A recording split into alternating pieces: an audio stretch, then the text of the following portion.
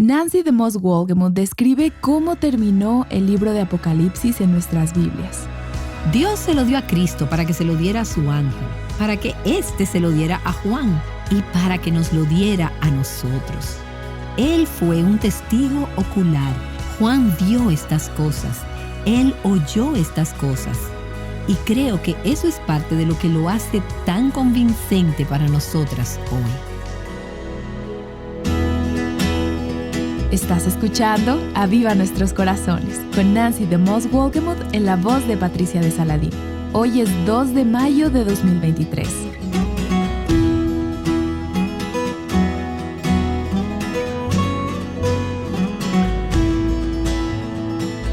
Hay pocos libros en la Biblia que generan tanta pasión como el libro de Apocalipsis. Ha sido una fuente de controversia, debate, novelas y películas. Bien. En esta serie, Nancy nos va a mostrar cómo este libro puede ser una fuente de estímulo práctico para nuestras vidas. El día de hoy, ella inicia una serie sobre el libro de Apocalipsis titulada Una visión del Cristo glorificado. Tengo una amiga que durante años le ha estado leyendo toda la Biblia a sus hijos. De hecho, esta es su segunda vez recorriendo toda la Biblia. Ella tiene un volumen del comentario de John MacArthur y al inicio de cada nuevo libro de la Biblia, ella le lee a los niños la introducción de ese comentario para ilustrarlos un poco con los antecedentes del libro. Y ellos llegaron al libro de Apocalipsis por primera vez. Y en sus comentarios introductorios, John MacArthur dice que el libro de Apocalipsis es el mejor y más grande libro escrito jamás.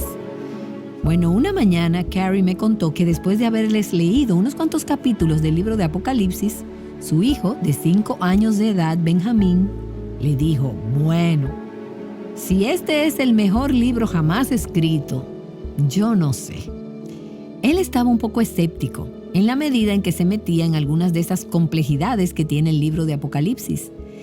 Y tal vez tú también has tenido a veces la misma sensación. ¿Es este el mejor libro de la Biblia? Bueno, yo no sé, no estoy segura. He compartido esto antes, pero me sentí guiada a embarcarme en este estudio del libro de Apocalipsis. Y desde entonces he pasado meses sumergida en este libro, inmersa, viviéndolo, estudiándolo, meditándolo y memorizándolo. Y ha sido grandioso, ha sido un gran gozo. Todavía no he terminado el estudio, todavía estoy caminando a través de él y en realidad no sé cuánto tiempo me tomará terminarlo. Pero en realidad me ha dado una nueva perspectiva sobre muchas cosas de la vida, de mi propia vida, de situaciones por las que mis amigos están pasando y sobre los tiempos en los que vivimos. Así que en muchos aspectos de la vida, el libro de Apocalipsis me ha ayudado a verlos desde el punto de vista de Dios. Y he sido reconfortada, he sido alentada y bendecida, y el libro me ha desafiado, me ha hecho ser más sobria. Hay algunas cosas que dan que pensar en el libro de Apocalipsis, y las personas tienden a irse a uno de dos extremos en su acercamiento a este libro, ya sea que lo ignoren y lo pasen por alto, como algunos son propensos a hacer, y probablemente yo estuve en esa primera categoría durante los primeros años de mi vida cristiana, diciendo, bueno, esto simplemente no tiene sentido para mí, dejaré que alguien más lo estudie. Pero para otros, y especialmente en ciertos momentos de la historia de la iglesia, hay personas que se han obsesionado con el libro de Apocalipsis, tratando de descifrarlo todo, el desarrollo de las secuencias, las cronologías precisas, los plazos para todos estos eventos futuros, el rapto de la iglesia, la tribulación, el milenio. Hay libros enteros escritos sobre cuándo estas cosas van a suceder y cómo lucirán. Solo te voy a adelantar que puede que yo sea la primera persona que estudia el libro de Apocalipsis y que trata de enseñar cómo será el final sin saber si estoy en la pretribulación, en la mitad de la tribulación o después de la tribulación, porque en realidad no lo sé. Y no voy a especular sobre algo que personas más sabias y más inteligentes que yo no han sido capaces de averiguar en años y años. Tengo mis opiniones acerca de estas cosas y es probable que tú también tengas las tuyas. Pero hay muchas cosas de las cuales no podemos estar seguras a medida que vemos el libro de Apocalipsis. Y una de las cosas de las que podemos estar seguras es del hecho de que hay algunos megatemas. Hay algunos grandes temas generales de los cuales debemos estar conscientes ya que vivimos en el siglo XXI. El libro del Génesis, como por supuesto sabes, es el primer libro de la Biblia. En el principio. Si comienzas a principios de la Biblia, encuentras la creación del mundo, la creación del hombre, la caída del hombre y todas las primeras cosas. Es el principio de las cosas. Pues bien, Apocalipsis es el final de la historia. Génesis es el principio y Apocalipsis nos dice cómo va a terminar todo. El propósito de Apocalipsis no es que vivamos con la cabeza en las nubes o tengamos una especie de escape de las presiones y de los problemas del aquí y ahora. El propósito es que sepamos cómo vivir entre Génesis y Apocalipsis, la forma de prepararnos para lo que viene. Por eso Dios nos dio este libro. En el libro de Apocalipsis vemos esta batalla cósmica entre Satanás y Cristo. Y nos enteramos de que el desenlace es seguro. Es una batalla feroz. A veces, mientras Satanás lucha contra los seguidores de Cristo, incluso se le da permiso para tener victorias sobre los creyentes por un corto periodo de tiempo. Durante un periodo de tiempo, él parece que está ganando. Pero conocemos el resultado. Al final, Satanás y todos sus seguidores serán derrocados, y Cristo gobernará y reinará por los siglos de los siglos. Y eso nos da esperanza, nos da ánimo, nos da perseverancia en el aquí y el ahora. Entonces, cuando pensamos en esos megatemas del libro de Apocalipsis, está el muy aleccionador tema del juicio final y eterno de los que no se arrepientan. Y este debería ser un libro aterrador para las personas que no están dispuestas a doblar sus rodillas y reconocer a Cristo como Señor. También nos debe animar como creyentes a compartir el Evangelio, apelando a que las personas sean guiadas al arrepentimiento y crean en el Evangelio, porque sabemos que al final los que no crean estarán bajo la ira y el juicio eterno de Dios. Y hay un tema no solo del juicio de los impíos, sino también de la recompensa eterna y las bendiciones de los creyentes. Podemos sufrir aquí, podemos sufrir ahora. Vamos a sufrir en esta vida. Pero sabemos que para los que han puesto su fe en Cristo, los que han doblado sus rodillas, los que han ondeado la bandera blanca de rendición, hay gozo y alegría eternos. Y se acerca el día en el que no habrá más dolor, ni más lágrimas, ni más pena, ni más muerte, ni más dieta, ni más nada. De las cosas que son parte de la vida de este mundo caído, todo acabará, todo habrá terminado. Y debemos esperar esto con ansias, con impaciencia. Ese pensamiento es lo que nos debe levantar en la mañana, en los días difíciles, en los momentos difíciles. Seguimos adelante porque sabemos que viene ese día eterno en el que estaremos siempre en la presencia del Señor. Y durante las próximas 2 semanas, quiero que recorramos los 3 primeros capítulos del libro de Apocalipsis. Quiero animarte a leer estos capítulos por ti misma, porque Dios quiere hablarte a través de su palabra. Así que toma los capítulos y léelos una y otra vez y otra vez. Medita en ellos y trata de memorizar porciones como lo he estado haciendo yo. El primer capítulo en el que nos concentraremos en los próximos días es una introducción al libro. Nos da la configuración del libro y nos ofrece lo que pudiera ser la más espectacular visión en todas las escrituras de la gloria de Cristo. El Cristo resucitado, el Cristo ascendido. Y lo verás de una manera que es simplemente magnífica. Vamos a echar un vistazo a esa visión. Y luego en los capítulos 2 y 3 iremos a las cartas que fueron escritas por Cristo o enviadas por Cristo a las 7 iglesias en Asia Menor. Así que déjame animarte a abrir tu Biblia en el libro de Apocalipsis, capítulo 1, versículo 1. Los 3 primeros versículos son una especie de prólogo y comienzan en el versículo 1. Dice, la revelación de Jesucristo, que Dios le dio a sus siervos para mostrarles las cosas que sucederán pronto. Y la primera palabra del texto griego, revelación, es el vocablo de donde obtenemos la palabra apocalipsis. Ahora, apocalipsis es intimidante para muchos cristianos.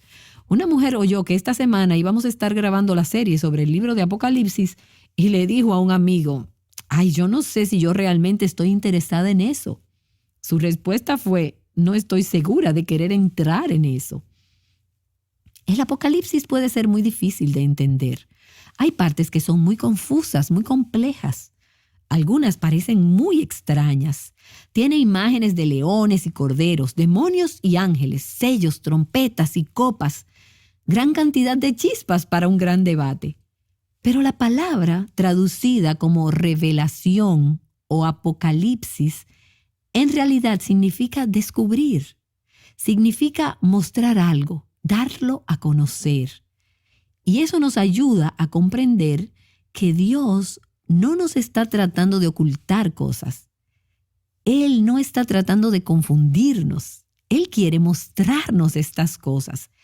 Él quiere que veamos en el libro de Apocalipsis cosas que de otra manera estarían ocultas. Así que esta es la revelación, la develación, el despliegue, el descubrimiento de Jesucristo. La revelación de Jesucristo. Y eso puede significar dos cosas. Y creo que probablemente significa las dos cosas. En primer lugar, la revelación de Cristo significa que Cristo mismo fue el que dio esta revelación. Nos ha llegado de parte de Él. Pero también significa que es la develación o la revelación de Cristo mismo, retirando la cortina para que podamos tener una visión de la gloria de Cristo. El libro de Apocalipsis, de principio a fin, nos señala a Jesucristo. Es lo que los teólogos llaman cristocéntrico, que es lo que nuestras vidas estaban destinadas a ser, centradas en Cristo. Toda la historia se está moviendo hacia la consumación de ese momento en el que Cristo reinará y gobernará. El Cordero de Dios, el león de la tribu de Judá, sobre su trono como rey por los siglos de los siglos. Y Él es el punto de partida de la historia y Él es también el fin de la historia. Él es el que controla, el que gestiona y el que dirige todo lo demás. Y en la medida en que tengamos una visión del cielo en el libro de Apocalipsis, nos daremos cuenta de que todo en el cielo gira en torno a Cristo, nos señala, nos apunta a Cristo. Y lo desesperadamente que los creyentes del primer siglo necesitaban esta revelación de Cristo. Esto fue a finales del primer siglo. Como veremos más adelante en nuestro estudio, los creyentes estaban sufriendo intensamente y necesitaban una revelación de parte de Cristo y una revelación de Cristo mismo para que tuvieran esperanza, para que pudieran perseverar y para que supieran que valdría la pena, incluso si se les llamaba a dar sus vidas por causa del Evangelio. Esta es la mayor necesidad de todo creyente de todas las épocas en todo el mundo. Ver a Cristo y oír de Él. Y hoy tenemos entre nosotros a una mujer cuyo hijo de 5 meses de nacido se encuentra en estado crítico en un hospital no muy lejos de aquí. Ella tomó un descanso para venir a la sesión de grabación de Aviva Nuestros Corazones. Ella necesita hoy una visión fresca de Cristo. Necesitas una visión fresca de Cristo en cualquier situación que estés enfrentando en el día de hoy o lo que sea que vayas a enfrentar mañana. Tenemos que ver a Cristo. La revelación de Jesucristo, la que Dios le dio para manifestarla a sus siervos. Dice el primer versículo. Esta revelación es para los siervos de Dios. Y dices, ¿y no es para los no creyentes? El problema es que los no creyentes no tienen ojos para ver a Cristo. Ellos no tienen fe para creer lo que Él dice. Pero Dios nos ha dado ojos espirituales y Él ha puesto fe en nuestros corazones para que podamos ver a Cristo y para que podamos escuchar y creer su palabra. La revelación de Jesucristo que Dios le dio para manifestar a sus siervos las cosas que deben suceder pronto. Que deben, y me gusta esa palabra, porque en esta vida hay mucha incertidumbre. Hay muchas cosas que no sabemos, como lo que va a pasar dentro de 10 minutos, o mañana, o el próximo mes, o el próximo año. No sabemos, pero sí sabemos que las cosas de las que habla este libro deben llevarse a cabo, se realizarán. Hay una certeza que envuelve todo este pasaje del Apocalipsis. No es algo especulativo. La gente ha hecho películas y hablan de visiones apocalípticas como si esto fuera algo muy extraño, imaginario o ficticio. Escucha, no hay nada ficticio sobre el libro de Apocalipsis. Indudablemente estas cosas deben ocurrir. Y él dejó esta revelación y la declaró enviándola por su ángel a Juan su siervo, el cual ha dado testimonio de la palabra de Dios y del testimonio de Jesucristo y de todas las cosas que ha visto. Juan era un siervo de Jesucristo, como nosotros, y se le dio este mensaje para que lo compartiera con otros servidores de Cristo. Él fue uno de los 12 apóstoles originales. Como recuerdas, él era hermano de Santiago, hijo de Zebedeo. Él fue el autor del Evangelio de Juan y de las 3 epístolas del Nuevo Testamento que llevan su nombre, primera, segunda y tercera de Juan. Juan fue el último apóstol vivo y muchos de los otros ya habían sido martirizados. Todos habían muerto para este tiempo, para el final del primer siglo. Y Juan tenía aproximadamente 90 años de edad cuando se le dio esta revelación. Y como ya he dicho, la revelación se dio hacia el final del primer siglo, hacia el final del gobierno del emperador romano Domiciano. Ahora, Domiciano fue un dictador autocrático y cruel. Él declaró que él era Dios y Señor y exigió ser adorado. Cualquier persona que se negaba a adorarle era perseguida. Y como podrás imaginar, esto creó una situación difícil para los que decían: César no es Señor, Domiciano no es Señor, Jesús es Señor y Dios, y no vamos a doblar la rodilla ante ningún emperador romano o cualquier otro emperador. Nosotros solo doblamos las rodillas ante Cristo. Así que los creyentes fueron duramente perseguidos bajo el gobierno de Domiciano. Nerón había iniciado las primeras persecuciones 25 años antes y se había centrado en Roma. Pero cuando Domiciano llegó al trono, se inició una persecución más sistemática y exhaustiva de los cristianos en todo el imperio. Y ese era el mundo en el que estos cristianos estaban viviendo. Un mundo que yo anticipo que podríamos llegar a vivir en nuestros días. Tenemos que estar preparadas para saber cómo doblar la rodilla solo ante Cristo cuando el mundo diga que otros señores están a cargo. Así que este es un libro muy importante para nosotras en el siglo XXI. Juan dio testimonio, él dice, de la palabra de Dios y del testimonio de Jesucristo y de todo lo que vio. Y verás esta palabra, vio esto, oyó esto. Esto no es algo que alguien le pasó a Juan. Esto no se lo susurraron por el camino y cuando llegó a Juan ya estaba distorsionado y confuso. Dios se lo dio a Cristo para que se lo diera a su ángel, para dárselo a Juan, para que nos lo diera a nosotros. Él es un testigo ocular. Juan vio estas cosas, oyó estas cosas. Y creo que eso es parte de lo que lo hace hoy tan atractivo para nosotras. Es algo que Juan ha experimentado.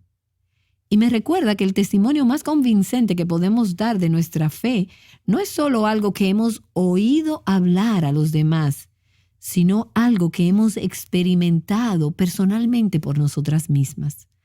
Y mi oración es que a través de este estudio llegues a tener un encuentro de primera mano con Jesucristo, mayor del que tal vez hayas experimentado antes. Y el versículo 3 dice: Bienaventurado el que lee y los que oyen las palabras de la profecía y guardan las cosas que están escritas en ella, porque el tiempo está cerca. Bienaventurado el que lee en voz alta las palabras de esta profecía. La palabra traducida aquí como leer en voz alta implica que le estás leyendo a otras personas, aunque algunas traducciones solo dicen bienaventurado el que lee. La implicación es que alguien está leyendo en voz alta a otros que están escuchando. Y eso tiene sentido porque esta carta inicial de la revelación habría sido leída en todas las iglesias de Asia a las que fue dirigida. Los creyentes no tenían sus propios ejemplares de las Escrituras como los tenemos nosotras hoy.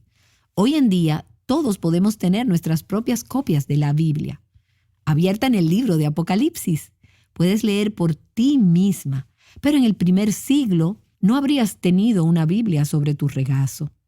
Así que los pastores, los ancianos y los líderes de las iglesias leerían quizás en pequeñas reuniones como esta, en pequeñas iglesias, en las casas y en reuniones de grupo, leerían esta carta en asambleas locales. Las Escrituras dicen que el que lee en voz alta a los demás es bendecido. Y esto demuestra la importancia, a propósito de la lectura pública de las Escrituras. Estoy tan agradecida de que en nuestra iglesia tenemos el hábito, la práctica de leer en voz alta las Escrituras en cada servicio de domingo. Estamos a favor de la lectura de la palabra de Dios. Las Escrituras dicen que el que lee en voz alta es bendecido. Y podría, por supuesto, significar un pastor, un anciano, o alguien que se pare a leer en la congregación. Y tú puedes quizás haber oído a un pastor leer o predicar del libro de Apocalipsis, igual que yo. Pero no creo que esta bendición sea solo para los pastores. Creo que es también para las mamás, así como mi amiga que ha estado leyendo la Biblia en voz alta a sus 4 hijos, aún antes de que fueran lo suficientemente mayores como para entender todo lo que estaban oyendo. Hay una bendición prometida para esa mamá. Y hay una bendición prometida para las abuelas que les leen las Escrituras a sus nietos. Y hay una bendición prometida para los amigos que les leen las Escrituras a los demás. Tengo una compañera de caminatas y mientras caminamos, a veces vamos citando las Escrituras que estamos memorizando entre nosotras. Soy bendecida con esas citas y ella es bendecida cuando cita las Escrituras. Soy bendecida al escucharla citar las Escrituras y ella es bendecida mientras ella me escucha a mí citar las Escrituras. Hay una bendición ligada a leer en voz alta las Escrituras y luego al escucharlas dice que bienaventurados son los que oyen y guardan las cosas en ella escritas. El libro de Apocalipsis termina con una repetición de esta misma bendición. En Apocalipsis capítulo 22, en el versículo 7, dice, «Y he aquí yo vengo pronto. Bienaventurado el que guarda las palabras de la profecía de este libro». Y he sentido una especie de desconcierto mientras me sumerjo y estudio el libro de Apocalipsis, pensando, bueno, bendito es el que oye. Puedo entender eso. Pero, ¿bienaventurado es el que guarda? ¿Cómo guardar el libro de Apocalipsis? Bueno, todavía estoy considerando eso, pero eso me dice que el punto principal de Apocalipsis no es un rompecabezas que se supone debemos armar. El punto principal es la revelación de Jesucristo y que debemos obedecer. Se supone que debemos obedecer lo que dice Cristo como Él se ha revelado a sí mismo. Y no solo en el libro de Apocalipsis, sino en todo el libro, porque es toda la palabra de Dios. Y una de las razones por las que deseo grabar y enseñar esta serie es porque quiero una bendición y quiero que tú recibas una bendición. Y obtendrás esa bendición cuando oigas, pero no solo cuando escuches. Santiago dice que no solo seamos oidores de la palabra, sino que seamos hacedoras. Y serás bienaventurada cuando hagas lo que oyes durante los próximos días. Así que hay una promesa de bendición en este libro para aquellos que lo leen, para aquellos que lo escuchan y también para los que lo guardan. Y por cierto, estas dos bendiciones del capítulo 1 y del capítulo 22 son solo 2 de las 7 bendiciones o 7 bienaventuranzas que hay en el libro de Apocalipsis. Son bendecidos de ahora en adelante los muertos que mueren en el Señor. Son bienaventurados los que están invitados a la cena de las bodas del Cordero. Son bienaventurados también los que lavan sus ropas para que puedan tener derecho al árbol de la vida y puedan entrar en la ciudad por las puertas. Bendición, bendición, bendición. Y esto me recuerda a Génesis capítulo 1, donde las Escrituras dicen que Dios los bendijo después que los creó. Pero no fue sino hasta Génesis capítulo 3 que la maldición vino al mundo por el pecado, por la rebelión del hombre contra Dios. Luego vino la maldición y lo que vemos en Apocalipsis es la abolición de esa maldición y la restauración de la bendición eterna de Dios a quienes leen, oyen y guardan las cosas escritas en este libro. Y quiero ser bendecida por leer estas palabras en voz alta. Y quiero que seas bendecida por oír y guardar lo que está escrito en este libro. Creo que muchas personas abordan el libro de Apocalipsis con el tipo de escepticismo que Nancy mencionó hace unos minutos. Apocalipsis puede parecer aterrador o simplemente confuso. Así que Nancy, estoy emocionada por escuchar el resto de esta serie sobre Apocalipsis y averiguar por qué ha sido de bendición para ti. Bueno, tuve el privilegio de pasar más de un año inmersa en el libro de Apocalipsis cuando estaba desarrollando esta serie. Y tengo que decir que fue una experiencia muy significativa e impactante en mi propia vida. Por eso espero con ansias explorar los primeros 3 capítulos de este libro en varias semanas aquí en Aviva Nuestros Corazones. La serie que comenzamos hoy se titula Una visión del Cristo glorificado. Y es tan importante tener esa visión si queremos tener una perspectiva adecuada de todas las cosas que vemos y oímos en las noticias que de otra manera pudieran ser muy preocupantes. Durante esta y otras series que seguirán sobre el libro de Apocalipsis a lo largo de las próximas semanas, espero que tomes el tiempo para estudiar y crecer en tu apreciación del libro de Apocalipsis. Quiero animarte especialmente a leer los 3 primeros capítulos, no solo una vez, sino una y otra vez, hasta que se conviertan en parte de tu vida, como se convirtieron en parte de la mía. Sabemos que Dios está en todas partes, pero ¿qué significa decir que Dios está cerca? Este es un concepto importante que tiene grandes implicaciones para tu vida. Vamos a explorar más acerca de esto mañana, aquí en Aviva Nuestros Corazones.